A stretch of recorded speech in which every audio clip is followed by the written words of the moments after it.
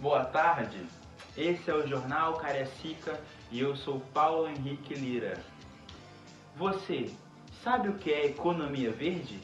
E sabe como ela pode se relacionar com a erradicação da pobreza?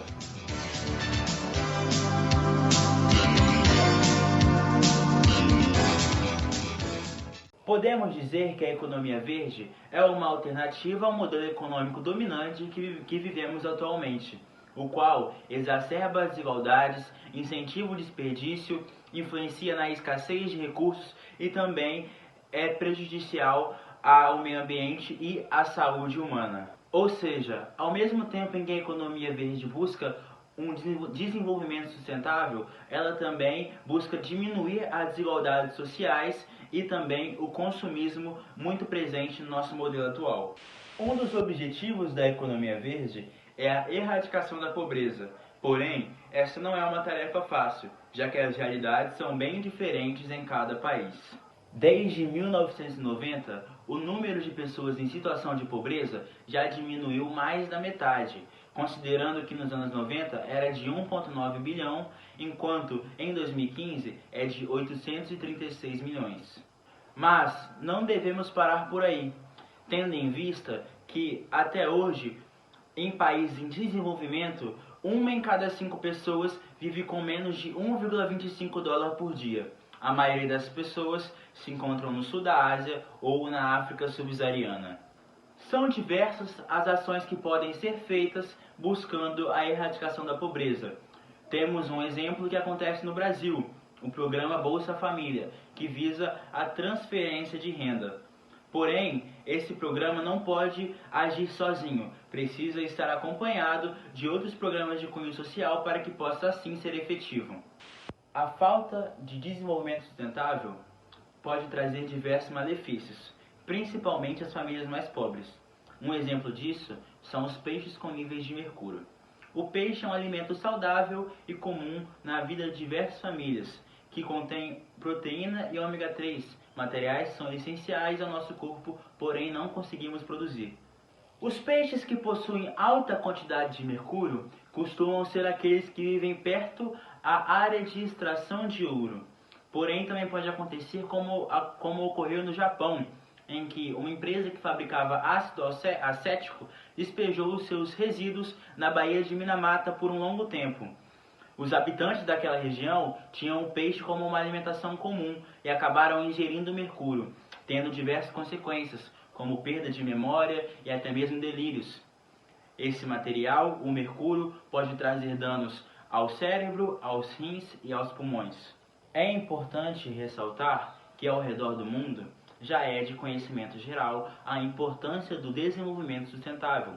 Por exemplo, os 193 países que são membros da ONU, Organizações das Nações Unidas, já orientam suas decisões, levando em pauta a nova agenda ODS, que a sigla significa Objetivos do Desenvolvimento Sustentável. Essa agenda foi lançada em setembro de 2015 e deve ser implementada por todos os países até 2030. A agenda possui 17 itens, entre eles está erradicar a fome, a pobreza e também assegurar uma educação inclusiva.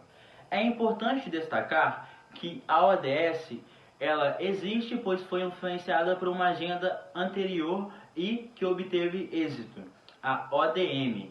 A ODM continha 8 itens que buscavam estabelecer metas no período de 2000 a 2015. Os países que a adotaram obtiveram um avanço considerável no acesso à educação, à água potável e também na redução da pobreza. Após falarmos sobre economia verde e sobre erradicação da pobreza, nós iremos falar sobre como esses dois temas são abordados no Brasil, se são tratados de maneira séria e com trabalho, ou se são quase que deixados de lado e não é dado a devida importância para esses temas. Para isso, convidamos um grande estudioso da área, o brasileiro Vitor Lemos, diretor de pesquisa ambiental da USP. Primeiramente, boa tarde, Vitor Lemos. Seja bem-vindo ao Jornal Cariacica. Minha primeira pergunta para você é: nós dois e todos que estão em casa sabemos da grande responsabilidade ambiental que o Brasil possui por abrigar a maior e mais diversa floresta do mundo, a floresta amazônica. Em relação a isso, gostaria de saber de você se as políticas ambientais brasileiras têm sido eficazes e têm realmente funcionado em relação à preservação ambiental do país. Boa tarde, Lira. É um prazer enorme estar fazendo parte desse jornal tão respeitado e prestigiado por todos, e tá trazendo um pouco do que eu sei, da sabedoria que eu criei, que eu construí, é muito bom. E excelente pergunta, começamos bem. E o Brasil possui sim políticas públicas voltadas ao desenvolvimento sustentável, possui, porém elas são irrisórias comparadas ao nível de desmatamento, que sempre estão em alta. Todos os anos a gente está encarando problemas com desmatamento cada vez maiores. Apenas no ano passado, na Amazônia, cresceu 30% em relação a 2019. É um número muito alto. Então, como você quer tratar de políticas públicas sustentáveis, sendo que os índices estão lá em cima? A gente precisa, com urgência, de políticas novas e mais eficientes, mais sérias, mais rigorosas, para que possamos abaixar esse índice. Para a próxima pergunta. Bom, é realmente preocupante saber disso e de como é alarmante a situação brasileira. Partindo para a próxima pergunta, mais relacionada ao tema economia verde e erradicação da pobreza, nós já sabemos que é possível relacionar a sustentabilidade com o enfrentamento à pobreza brasileira. Gostaria de saber de você também se isso acontece no Brasil, se há políticas para agir de maneira sustentável e ao mesmo tempo lutar contra a pobreza e a miséria. Pois bem, e um dos caminhos encontrados pelo Brasil para aliar a erradicação da pobreza e o desenvolvimento sustentável foi a criação do programa Bolsa Verde, programa que faz parte do Plano Brasil Sem Miséria. O Bolsa Verde, ele busca incentivar a conservação dos ecossistemas e, ao mesmo tempo, promovendo a cidadania, a melhoria das condições de vida e a elevação de renda da população que se situa na extrema pobreza no meio rural. Entendo. Porém, Vitor, apesar das políticas públicas brasileiras voltadas às pessoas mais pobres, hoje em dia o cenário não é mais o mesmo. Um exemplo disso é que em 2014 o Brasil havia saído do mapa da fome. Essa foi uma grande conquista para o país. Porém, hoje em dia, a fome volta a assolar as famílias brasileiras, volta a assombrá-las com os altos preços dos alimentos e muitas vezes famílias passando o dia sem as refeições necessárias, às vezes passam o dia sem nem mesmo uma refeição. O que é necessário fazer para mudar esse cenário e a fome passar a não mais assombrar as famílias brasileiras? Pois bem, para resolver esse problema, o Brasil Sem Miséria, plano que já foi citado por nós nessa entrevista, aponta para 3 ações conjuntas. A primeira é a ampliação das capacidades dos mais pobres. A segunda, a inclusão dos mais pobres nos setores de maior produtividade econômica. E a terceira é a ampliação da produtividade dos setores ocupados pelos mais pobres. Essas 3 ações conjuntas podem alavancar esse índice de pobreza. Basta investimento. Entendo. É necessário que esses projetos saiam do papel e sejam realmente trabalhados e construídos e eficazes para a população. Como a gente pôde ver na entrevista, o Brasil possui tantos problemas ambientais quanto problemas para lutar contra a pobreza da população e erradicá-la. Quais são as maiores dificuldades para conciliar esses dois?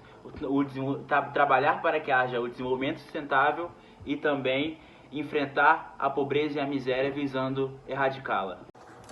Atualmente, eu vejo como principal desafio a falta de investimento mesmo nessas 2 áreas, que, como já vimos em nossa entrevista, podem sim trabalhar em conjunto para a construção de um Brasil melhor. Porém, é nítido o descaso do atual governo nessas 2 áreas, principalmente no desenvolvimento sustentável. E foi uma honra participar dessa entrevista. Espero mais convites e abraço. Eu que te agradeço, Vitor. Foi um grande prazer poder te ouvir sobre esses temas tão importantes para o Brasil e para o mundo. Muito obrigado por sua contribuição e boa noite. Abraço. Após nossa conversa com o Vitor Lemos, podemos perceber como os assuntos economia verde e erradicação da pobreza são tratados no Brasil, e também se as questões ambientais possuem a devida importância por parte dos governantes brasileiros. Nesse momento, teremos uma conversa partindo de outra visão, buscando outras perspectivas sobre os mesmos assuntos.